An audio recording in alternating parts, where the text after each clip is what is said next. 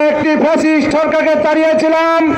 আমরা ভেবেছিলাম শ্রমিকদের ন্যায্য অধিকারগুলো আমরা এখন ফিরে পাবো, কিন্তু আমরা দেখতে পাচ্ছি নতুন রূপে নতুন সাজে টেম্পেস্টান থেকে শুরু করে প্রত্যেকটি সেক্টরে আরো অনেক চাঁদাবাজি এখন বেড়ে গিয়েছে। তার সাক্ষাৎকার যখন আমরা পাই শ্রমিকদের মিডিয়ার মাধ্যমে, আগে যেতে হতো 50 টাকা, এখন নাকি তাদের খরচ বেড়ে গেছে, সে এখন চাই 100 টাকা।